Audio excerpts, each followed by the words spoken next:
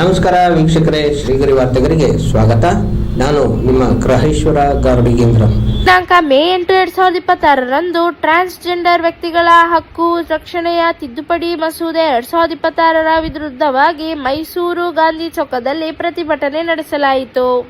ಮಾನವ ಹಕ್ಕುಗಳ ಉಲ್ಲಂಘನೆ ಮಾಡುತ್ತಿರುವ ಕೇಂದ್ರ ಸರ್ಕಾರಕ್ಕೆ, ಮಾನವ ಹಕ್ಕುಗಳ ಉಲ್ಲಂಘನೆ ಮಾಡುತ್ತಿರುವ ಕೇಂದ್ರ ಸರ್ಕಾರಕ್ಕೆ ನಮ್ಮ ದೇಹ ನಮ್ಮ ಹಕ್ಕು, ನನ್ನ ಲಿಂಗ ನನ್ನ ಹಕ್ಕು, ನನ್ನ ಲಿಂಗತ್ವ ನನ್ನ ಹಕ್ಕು, ಬೇಕೇ ಬೇಕು, ಬೇಕೇ ಬೇಕು, ಎಲ್ಲಿಯ ತನಕ ಹೋರಾಟ,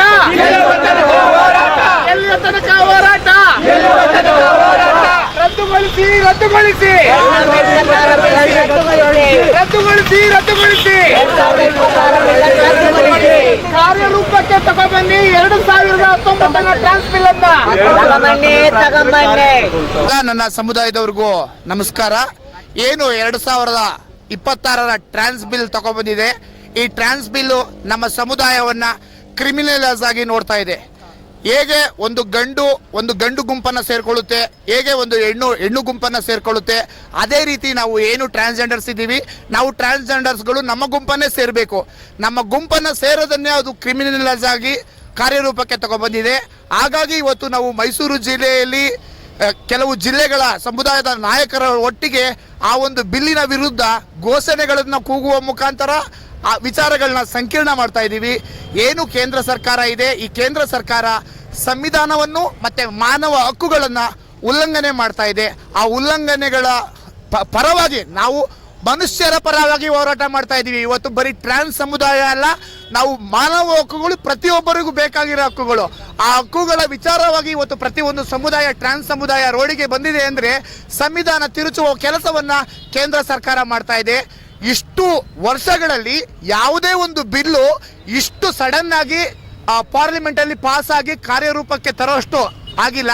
ಆದರೆ ಯಾಕೆ ನಮ್ಮ ಟ್ರಾನ್ಸ್ ಬಿಲ್ ಅನ್ನ ಈ ರೀತಿ ಸಡನ್ ಆಗಿ ಒಂದೇ ತಿಂಗಳಲ್ಲಿ ಕಾರ್ಯರೂಪಕ್ಕೆ ತಂದಿದ್ದಾರೆ? ನಮ್ಮ ದೇಶದ ಟ್ರಾನ್ಸ್ಜೆಂಡರ್ಸ್ ಬೆಳವಣಿಗೆಯನ್ನ ಕೇಂದ್ರ ಸರ್ಕಾರ ನೋಡಕ್ಕಾಗ್ತಾ ಇಲ್ವಾ? ಏನಿವತ್ತು ನಾವು ಏನು ಪೋಸ್ಟ್ಗಳು, ರಾಜಕೀಯವಾಗಿ ಪೋಸ್ಟ್ಗಳನ್ನ ಕೇಳ್ತಾ ಇದ್ದೀವಿ. ಮಹಿಳೆಯರು ಅವ್ರದ್ದು ಈಕ್ವಾಲಿಟಿ ಏನು ಕೇಳ್ತಾ ಇದ್ದಾರೆ, ಹಂಗೆ ಟ್ರಾನ್ಸ್ಗಳು ಮುಂದೊಂದು ದಿನ ಕೇಳ್ತಾರೆ.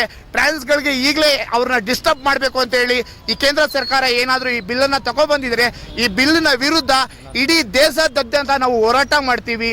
ನಾವು ಮೂಲಭೂತ ಹಕ್ಕುಗಳನ್ನ ಕೇಳ್ತೀವಿ, ನ್ಯಾಯಯುತವಾಗಿ ಕೇಳ್ತೀವಿ. ನಾವು ಯಾವತ್ತೂ ಹಿಂದೆ ಬಾಗಿಲಿಂದ ಬಂದವರೆಲ್ಲ, ನಾವು ನೇರವಾಗಿ ಸರ್ಕಾರವನ್ನು ಪ್ರಶ್ನೆ ಮಾಡ್ತೀವಿ, ನಮ್ಮ ಹಕ್ಕುಗಳನ್ನ ಕೇಳ್ತೀವಿ. ಸಂವಿಧಾನದಲ್ಲಿ ಎಲ್ಲರಿಗೂ ಬದುಕುವ ಹಕ್ಕಿದೆ. ಹಾಗಾಗಿ ನನ್ನ ಸಮುದಾಯವನ್ನು ಕ್ರಿಮಿನಲೈಸ್ ಮಾಡುತ್ತಿರುವ ಕೇಂದ್ರ ಸರ್ಕಾರಕ್ಕೆ ಧಿಕ್ಕಾರ ಧಿಕ್ಕಾರ ಧಿಕ್ಕಾರ ಧಿಕ್ಕಾರ. ನನ್ನ ಹೆಸರು ಶಿವರಾಮ್ ಅಂತ, ನಾನು ಮೈಸೂರು ಜಿಲ್ಲೆಯವನು. ನನ್ನ ಹೆಸರು ಉಮಾ ಅಂತ ಹೇಳಿ, ನಾನು CSGMR ಅಂತ ಹೇಳಿ ಕರ್ನಾಟಕದಲ್ಲಿ ಒಂದು ನೆಟ್ವರ್ಕ್ ಇದೆ. ಆ ನೆಟ್ವರ್ಕ್ ಪ್ರತಿನಿಧಿಯಾಗಿ ನಾನು ಇವತ್ತು ಇಲ್ಲಿ ಮಾತಾಡ್ತಾ ಇದ್ದೇನೆ. ಮುಖ್ಯವಾಗಿ ಏನು ಕೇಂದ್ರ ಸರ್ಕಾರ ಇದೆ, 2026ನಲ್ಲಿ ಒಂದು ಟ್ರಾನ್ಸ್ಜೆಂಡರ್ ಕಾಯ್ದೆಯನ್ನು ತಿದ್ದುಪಡಿ ಮಾಡಿ ತೊಗೊಂಡು ಬಂದಿದೆ. ಇದು ಯಾವುದೇ ರೀತಿಯಾದಂತಹ ಒಂದು ಸಮುದಾಯ ಫ್ರೆಂಡ್ಲಿ ಆಗಿರುವಂಥ ಒಂದು ಕಾಯ್ದೆ ಅಲ್ಲ. ಇದು ಸಮುದಾಯದ ವಿರುದ್ಧವಾಗಿರುವಂಥ ಒಂದು ಕಾಯ್ದೆ ಆಗಿದೆ. ಮತ್ತು ಜೊತೆಗೆ ನಾವು ನೋಡೋದಾದರೆ ನಮ್ಮಲ್ಲಿ ಟ್ರಾನ್ಸ್ಜೆಂಡರಲ್ಲಿ ವೈವಿಧ್ಯತೆಗಳಲ್ಲಿ ಒಂದು ಏಕತೆಯನ್ನು ಕಾಣುವಂಥ ಒಂದು ಸಮುದಾಯ ನಮ್ಮದಾಗಿದೆ. ಆ ಥರ ಇರಬೇಕಾದ್ರೆ ನಮ್ಮಲ್ಲಿ ಟ್ರಾನ್ಸ್ಜೆಂಡರ್ಸು ಅಂತ ಹೇಳಿದ್ರೆ ಇಲ್ಲಿ ನಾರ್ತ್ ಕರ್ನಾಟಕದಲ್ಲಿ ಜೋಗಪ್ಪ ಅಂತ ಬರ್ತಾರೆ. ಹಾಗೆ ನಾವು ಗಂಡಾಗಿ ಹುಟ್ಟಿ ಹೆಣ್ಣಾಗಿರುವಂಥ ಸಮುದಾಯ ಇದ್ದೀವಿ. ಹಾಗೆ ನಾವು ಹೆಣ್ಣಾಗಿ ಹುಟ್ಟಿ ಗಂಡಾಗಿ ಜೀವನ ಮಾಡ್ತಾ ಇರುವಂಥ ಸಮುದಾಯ ಇದ್ದೀವಿ. ಹಾಗೆ ಪ್ಯಾಂಟ್ ಶರ್ಟಲ್ಲಿ ಇರುವಂಥ ಸುಮಾರು ಜನ ತಮ್ಮನ್ನು ತಾವು ಹೆಣ್ಣು ಅಂತ ಗುರುತಿಸ್ಕೊಳ್ಳುವಂಥ ಒಂದು ಸಮುದಾಯ ನಮ್ಮ ಜೊತೆಗಿದೆ. ಹೀಗಿರಬೇಕಾದ್ರೆ ಒಂದು ವೈವಿಧ್ಯತೆ ಅಂತ ಕೂಡಿರುವಂಥ ಒಂದು ಸಮುದಾಯನ ಎಲ್ಲೋ ಒಂದು ರೀತಿಯಲ್ಲಿ ಏನಾಗಿದೆ, ಈ ಕಾನೂನು ಅಡಿಯಲ್ಲಿ ಒಂದೇ ಕಲ್ಚರಲ್ ಐಡೆಂಟಿಟಿ ಕೆಳಗಡೆ ತರುವಂಥದ್ದು ನಾವು ನೋಡ್ತಾ ಇರುವಂಥದ್ದು. ಇದು ತುಂಬ ವಿಷಾದವಂತ ಒಂದು ವಿಚಾರ. ಮತ್ತು ಜೊತೆಗೆ ನಮ್ಮ ಐಡೆಂಟಿಟಿನ ಯಾರು ಗುರುತಿಸೋದು ಅಂತ ಬಂದಾಗ ನನ್ನ ಐಡೆಂಟಿಟಿನ ನಾನು ಗುರುತಿಸ್ಕೊಳ್ಬೇಕೇ ಹೊರತು ಇನ್ನೊಬ್ಬರಿಗೆ ಯಾವುದೇ ರೀತಿಯಾದಂಥ ಅಧಿಕಾರ ಇಲ್ಲ. ಈಗ ನೀವು ನೋಡ್ಬೋದು, ಒಂದು ಗಂಡು ಹೆಣ್ಣನ್ನು ಯಾರು ಗುರುತಿಸ್ತಾರೆ? ಯಾರು ಅಂತ ಹೇಳಿದ್ರೆ ಅವರವರ ಒಂದು ಗುರುತಿಸುವಿಕೆಯನ್ನು ಅವರವರೇ ಗುರುತಿಸ್ಕೊಳ್ಬೇಕಾಗಿದೆ. ಆದರೆ ಇವತ್ತು ಏನು ಈ ಸಮುದಾಯ ವಿರೋಧಿ ಸರ್ಕಾರ ಇದೆ, ಈ ಸಮುದಾಯ ವಿರೋಧಿ ಸರ್ಕಾರ ನಮ್ಮ ಟ್ರಾನ್ಸ್ಜೆಂಡರ್ ಸಮುದಾಯನ ಗುರುತಿಸಲಿಕ್ಕೆ ಒಂದು ಕಮಿಟಿ ಮಾಡುತ್ತೆ. ಆ ಕಮಿಟಿ ಮುಂದೆ ನಾವು ಹೋಗಿ ನಮ್ಮ ಒಂದು ಐಡೆಂಟಿಟಿನ ಗುರುತಿಸ್ಕೊಳ್ಳುವಂಥ ಒಂದು ವಿಪರ್ಯಾಸನ ಈ ಒಂದು ಕಾಯ್ದೆಯಲ್ಲಿ ತಂದಿರುವಂಥದ್ದನ್ನು ನಾವು ನೋಡ್ತಾ ಇದ್ದೀವಿ. ಮತ್ತು ಜೊತೆಗೆ ನೀವು ನೋಡ್ಬೋದು ಈ ಕಾಯ್ದೆಯಲ್ಲಿ ಏನು ನಮ್ಮ ಟ್ರಾನ್ಸ್ಜೆಂಡರ್ ಮೇಲೂ ಕೂಡ ರೇಪ್ ಆಗುವಂಥ ಒಂದು ಚಾನ್ಸಸ್ ಇದೆ. ನಿಮಗೆ ಗೊತ್ತಿದೆ, ಮೈಸೂರಲ್ಲಿ ಒಂದು ರೇಪ್ ಕೇಸ್ ಆಗಿದೆ. ಆ ರೇಪ್ ಕೇಸು ನಡೀತಾ ಇದೆ. ಆದರೆ ಈ ರೇಪ್ ಕೇಸ್ನಲ್ಲಿ ನಾವು ನೋಡೋದಾದರೆ ನಮಗೆ 2 ವರ್ಷ 6 ತಿಂಗಳಿಂದ 2 ವರ್ಷದೊಳಗಡೆ ಅಷ್ಟೇ ನಮ್ಮ ಮೇಲೆ ರೇಪ್ ಆದರೆ ಸಜಾ ಆಗುವಂಥದ್ದು. ಆದರೆ ನಾನು ಒಂದು ಮಹಿಳೆ ಅಂತೇಳಿ ನನಗೆ 2014 ನಾಸಾ ಜಡ್ಜ್ಮೆಂಟ್ ಅಂತ ನಾವೇನು ಹೇಳ್ತೀವಿ, ಆ ನಾಸಾ ಜಡ್ಜ್ಮೆಂಟಲ್ಲಿ ನಮಗೆ ಹೇಳುತ್ತೆ, ನೀವು ಮಹಿಳೆ ಅಂತ ನೀವು ಗುರುತಿಸ್ಕೊಂಡ್ರೆ ಅವ್ರಿಗೆ ಮಹಿಳೆ ಅಂತ ಗುರುತಿಸ್ಕೊಳ್ಳೋಕ್ಕೆ ಅವಕಾಶ ಇದೆ. ಆ ಥರ ಬಂದಾಗ ನನ್ನ ಮೇಲೆ ರೇಪ್ ಆದಾಗ ಏನು ಮಹಿಳೆಯರಿಗೆ ರೇಪ್ ಕಾನೂನಿದೆ ಅದೇ ಅಪ್ಲೈ ಆಗಬೇಕು ಅಂತೇಳಿ ನಾವು ಒತ್ತಾಯ ಮಾಡ್ತಾ ಇದ್ದೀವಿ. ಮತ್ತು ಜೊತೆಗೆ ಇನ್ನೂ ಹಲವಾರು ವಿಚಾರಗಳಿದೆ. ಅದನ್ನು ನಾವು ಒಂದು ಮೆಮೊರಂಡಮ್ ಮುಖಾಂತರ ನಾವು ಇವತ್ತು ಸುಮಾರು ಒಂದು ಬೇರೆ ಬೇರೆ ಜಿಲ್ಲೆಗಳಿಂದ ಒಂದಷ್ಟು ಸಮುದಾಯದ ಲೀಡರ್ಸ್ ಬಂದಿದ್ದೀವಿ. ಮತ್ತು ಮೈಸೂರಿನಲ್ಲಿ ಇರುವಂಥ ಸಮುದಾಯದವ್ರು ಬಂದಿದ್ದಾರೆ. ನಾವೆಲ್ಲರೂ ಕೂಡ ಇವತ್ತು ಇಲ್ಲಿ ನಾವು ಒಂದಷ್ಟು ಪ್ರತಿಭಟನೆಯನ್ನು ಮಾಡ್ತೀವಿ. ಜೊತೆಗೆ ನಾವು DC ಅವರಿಗೆ ಒಂದು ಮೆಮೊರಂಡಮ್ನ ಕೊಡ್ತೀವಿ.